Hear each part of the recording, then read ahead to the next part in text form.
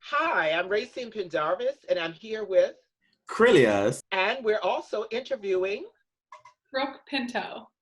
So, Brooke Pinto, tell us a little bit about yourself, a little bit about your background and where you're from, and how did you end up here? Absolutely. And it's so nice to see you again, Rayceen. You were such an incredible, inspiring voice at the DC Office of the Attorney General when we had you come for Pride Month last June. And you were so inspiring to all the attorneys that you spoke to in our office. So very, very nice to see you again. Oh, Um, it was an honor to be invited and an honor to be in good company. Absolutely. So as I said, I'm Brooke Pinto. I'm running to represent Ward 2 on the DC Council, both in the primary election June 2nd, as well as the special election on June 16th. I am a lawyer in Ward 2. I went to law school here in town at Georgetown and come from the DC Office of the Attorney General first as a tax attorney, where I was representing the Office of Tax and Revenue. And then most recently, I was the Assistant Attorney General for Policy and Legislative Affairs.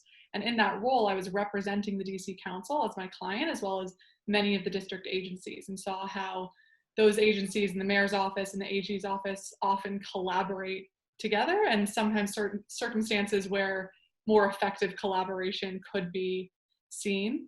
I worked on many different issues in that role, was really proud to help write and introduce and get passed legislation to protect our small business community, to empower our office to prosecute hate crimes against our LGBTQ population, who we know hate crimes were on the rise, and making sure that our office could bring civil suits against them, against those perpetrators. And through all my exposure to these various community groups and issues, I often wanted to do more around affordable housing, around protecting our small businesses, and importantly, to bring integrity to the Ward 2 council seat.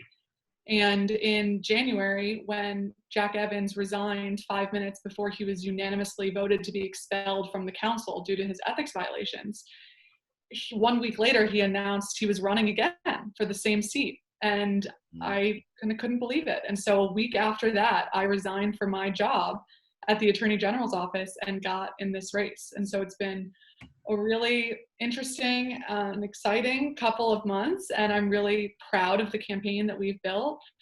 Now, especially given everything going on with COVID and the pain our community is in, we don't even have a representative right now in Ward 2 as the council is making these really important decisions around our priorities, around our budget. And I think it's going to be really important to have somebody like me with citywide legislative experience, with a background and grounding in tax and business, so we can care for our most vulnerable residents and help get them back on track following this crisis, and do so in a responsible way that considers the long-term financial health of our city, who understands the budget process. So really excited to be race, so thanks for having me. Oh, Of my course, goodness. definitely. I can feel your passion. Yes, of course, definitely. And it's so great to see that. It is so amazing to see that. What would you say are your top 3 priorities this year, your top 3 issues? Well, again, given everything we've seen with COVID, a big priority is going to be around our healthcare and making sure that we have proper PPEs, we have enough ventilators, that we're making sure our residents know where they can get tested and where they can get care.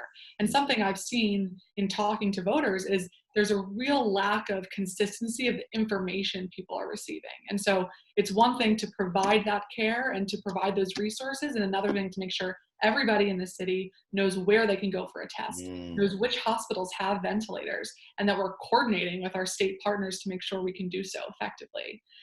Second, really important to protect our small businesses and our residents who have lost their paychecks, and many are unfortunately going out of business.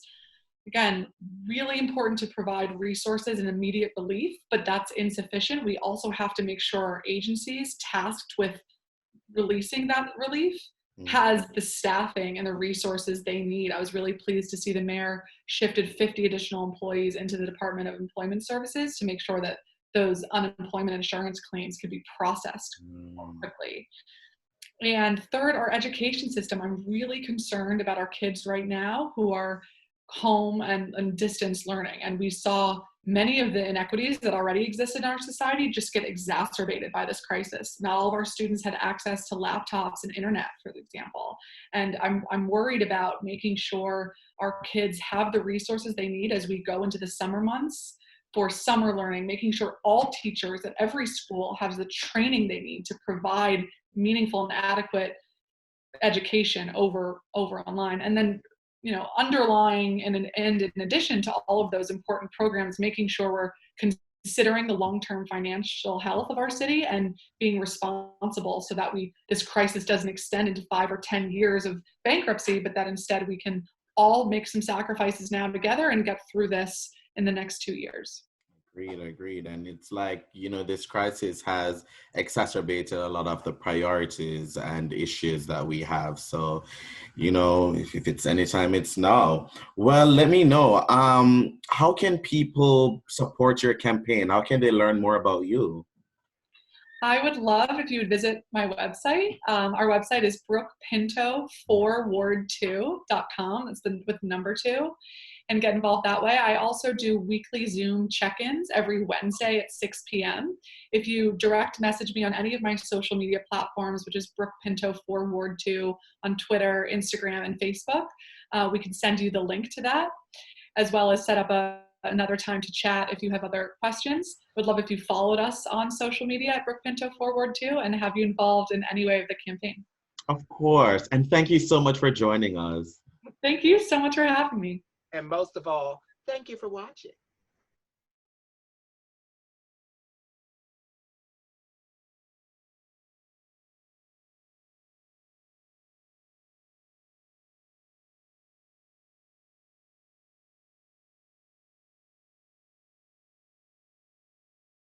For folks who are very concerned about this election and would like to know where to go or how to vote, give us that information.